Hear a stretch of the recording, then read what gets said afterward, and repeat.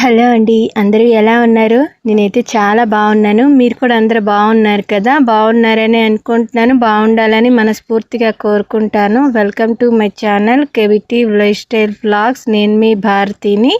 ఈరోజు వీడియోలో ఉగాది రోజు సింపుల్గా ఉగాదిని ఎలా సెలబ్రేట్ చేసుకున్నానో ఈ వీడియోలో చూపిస్తున్నాను.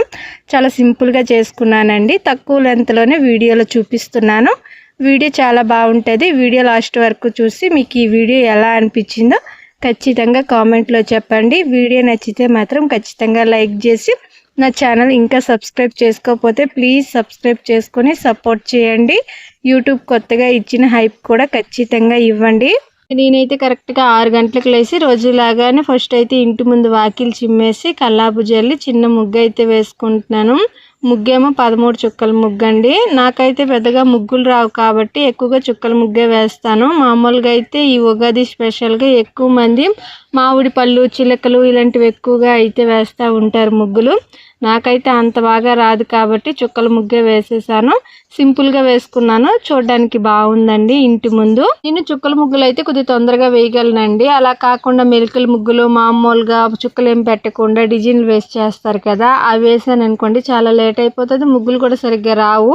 అందుకని ఎక్కువగా చుక్కల ముగ్గే వేసేస్తాను. ఇంకా నేనైతే ఈ ముగ్గు వేసాను. నాకైతే బాగానే నచ్చిందండి. మీకు ఈ ముగ్గు ఎలా అనిపించిందో ఖచ్చితంగా కామెంట్లో చెప్పండి.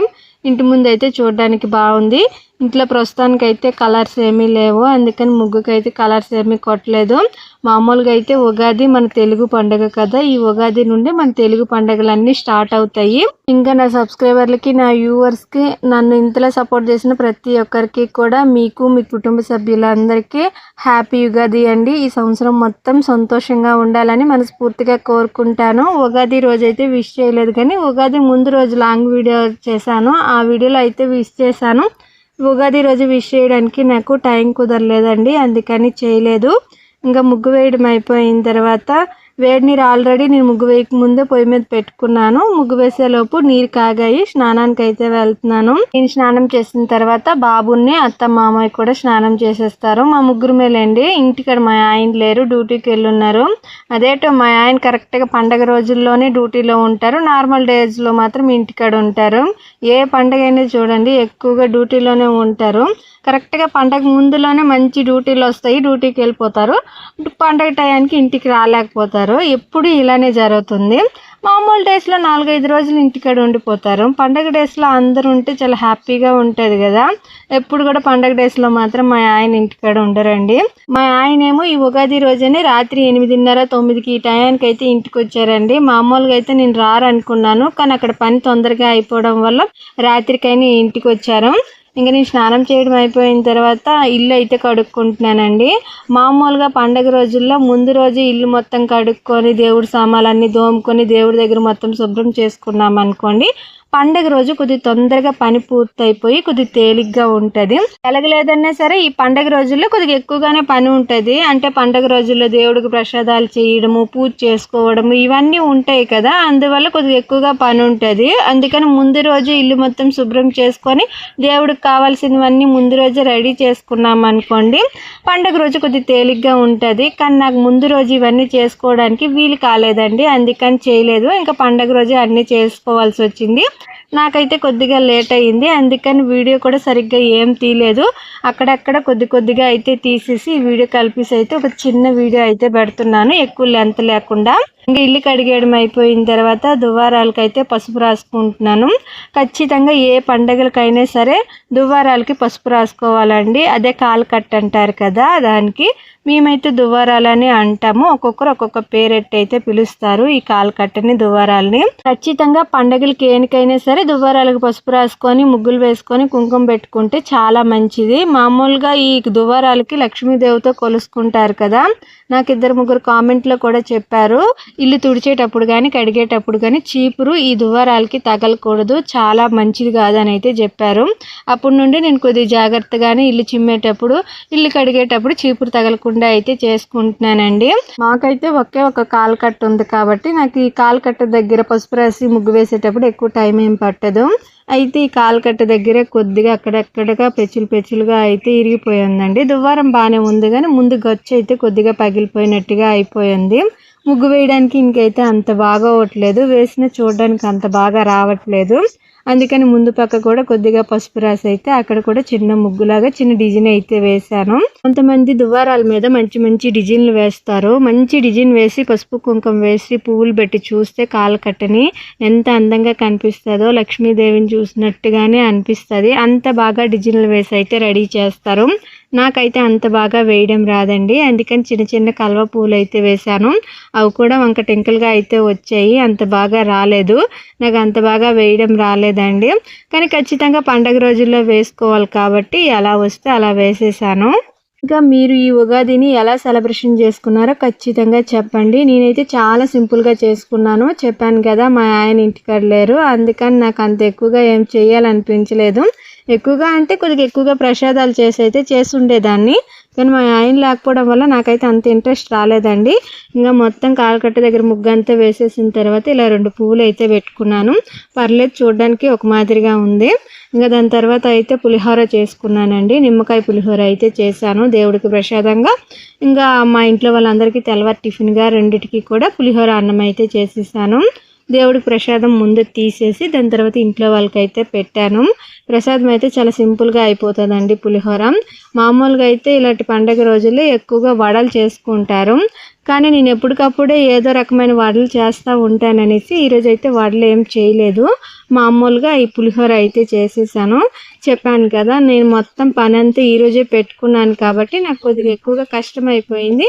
అన్నీ చేయడానికి కూడా వీలు కాలేదు. నేను ఈ పులిహోర చేసుకునేటప్పటికి టైం అయితే 9 ఈ టైం అయితే అయిపోయిందండి. కొద్దిగా లేటుగానే అయ్యింది.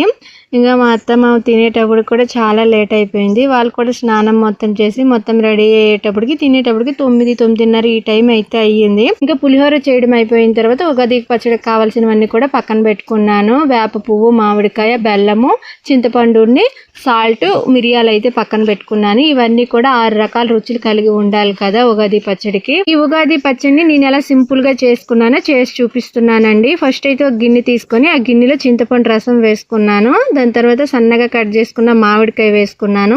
దాని తర్వాత సన్నగా తురుముకున్న బెల్లాన్ని కొద్దిగా వేసుకున్నాను.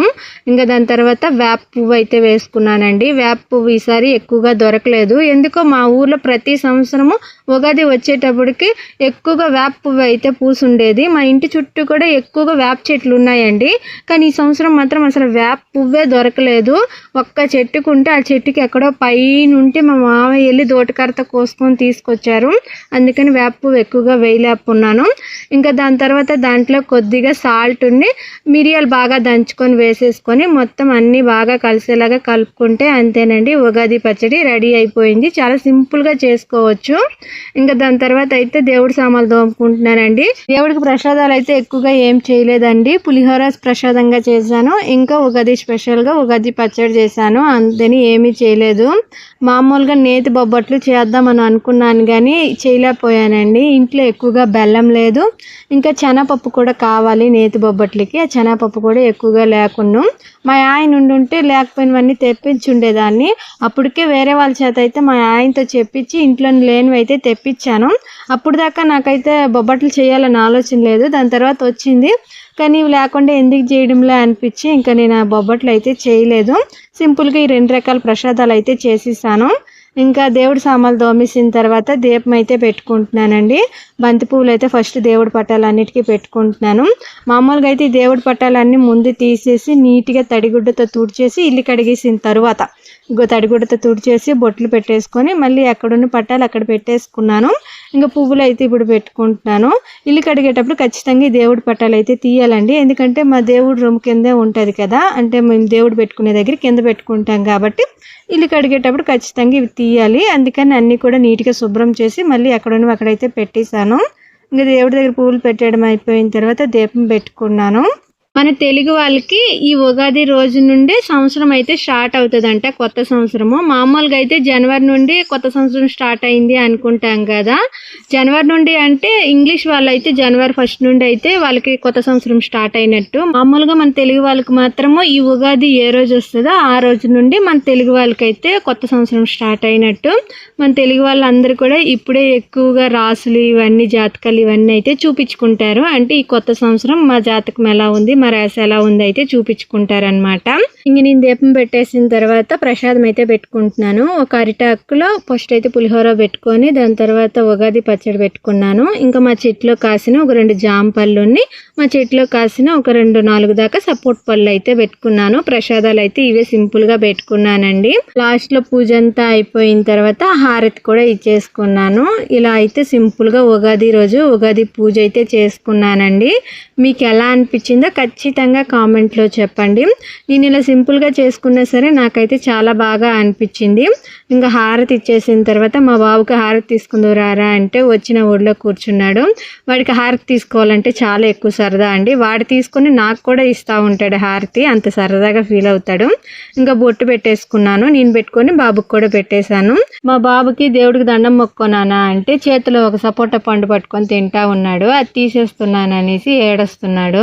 వాడికి సపోటా పళ్ళు అంటే చాలా ఇష్టం అండి. చెట్లో పళ్ళు కాబట్టి ఆర్గానిక్గా పండించినాయి కదా, కొద్దిగా తీయంగా ఉంటాయి. వాడైతే సరిగ్గా దండం మొక్కోలేదు. ఇంకా వాడైతే లేచి వెళ్ళిపోయిన తర్వాత నేను దేవుడికి దండం మొక్కేసుకున్నాను. ఇంకా పూజ అయితే ఇంతేనండి. నాకైతే పూజ చేసుకున్నప్పుడు చాలా ప్రశాంతంగా అనిపించింది, చాలా హ్యాపీగా కూడా అనిపించింది. ఇంకా దేవుడి దగ్గర అయితే ఇలా ఉంది చూడండి, ప్రసాదాలన్నీ ఇలా పెట్టాను. బొబ్బట్లు చేసుంటే ఇంకా బాగుండేది, కానీ చేయలేకపోయాను. ఉగాది రోజు ఖచ్చితంగా ఎక్కువ మంది బొబ్బట్లు చేస్తారంట, నేతి బొబ్బట్లు చేయలేకపోయాను. ఇంకా పూజ గది అయితే చూడడానికి నాకైతే బాగా నచ్చింది, కొద్దిగా అందంగానే కనిపిస్తుంది పువ్వులన్నీ పెట్టడం వల్ల. పూజ మొత్తం అయిపోయిన తర్వాత వంట చేసుకున్నానండి. వంట ఏమో కూర పప్పుచారు చేసుకున్నాను. మామూలుగా ఉగాది రోజుల్లో అయితే కొంతమంది నాన్ వెజ్ తినరు, కొంతమంది అయితే తినేస్తారు. మేమైతే నాన్ వెజ్ తినమండి. మామూలుగా మా మామయ్య అయితే మనం తినేస్తామమ్మ నాన్ వెజ్ అని అయితే చెప్పారు, కానీ మా అమ్మ వాళ్ళ ఊర్లో అయితే ఉగాది రోజు నాన్ వెజ్ తినరు. ఆ అలవాటు ప్రకారము నేనైతే చేయలేదు. మామూలుగా అయితే ఇంట్లో ఎండి చేపలు ఉన్నాయి, అవి చేయమనేసి అయితే మా అత్త అన్నది, కానీ ఈరోజు ఉగాది అని అయితే నేనైతే చేయలేదు. ఇంకా పప్పుచారు చేశాను. పప్పుచారులోకి నంచుకోవడానికి అయితే వడియాలు వేగించుకుంటున్నాను. నేను ముందు వీడియోలో చూపించాను కదా ఈ వడియాలు ఎలా చేసుకున్నానో, అవే వడియాలండి వేగించుకుంటున్నాను. చాలా బాగా వచ్చాయి వడియాలు, కాకపోతే లైట్గా ఎక్కువగా ఉప్పు అయిపోయింది, కొద్దిగానే ఎక్కువగా ఉప్పు అయ్యింది. మరీ ఎక్కువ ఉప్పు కాకుండా లైట్గా ఉప్పు ఎక్కువ అయ్యింది అంతేని. తినడానికి అయితే చాలా బాగున్నాయి. ఉప్పు ఎక్కువైనా సరే అన్నంలో నంచుకోవడానికి బాగున్నాయి. వట్టివి తింటే మాత్రం కొద్దిగా ఎక్కువ ఉప్పు అనిపిస్తున్నాయి, తినడానికి మాత్రం బాగా వచ్చాయి. నాకైతే బాగా నచ్చాయి. ఇంకోసారి కూడా ఖచ్చితంగా చేసి ఒక 6-7 నెలల దాకానే ఈ వడియాలు స్టాక్ ఉండేటట్టు అయితే చేసుకొని పెట్టుకుంటాను. ఇంకా వంట మొత్తం అయిపోయిన తర్వాత 1 గంటకి టైంకి అయితే మా అత్త మా మామయ్యకి వేసి ఇచ్చేసిన తర్వాత నేను కూడా వేసుకొని అయితే తింటున్నాను. ఇంకా కొంతమంది అక్క ఎందుకు బాబుని సరిగ్గా వీడియోలో చూపించడం లేదని అయితే అడుగుతున్నారు. ఏమీ లేదండి, ఊరికి నేను అడిగి వీడియో సరిగ్గా తీద్దామని ఒక్క దగ్గర నిలవడండి. ఎనీ టైం ఆడుకుంటా ఏదో ఒకటి కలిపెట్టుకుంటా ఉంటాడు.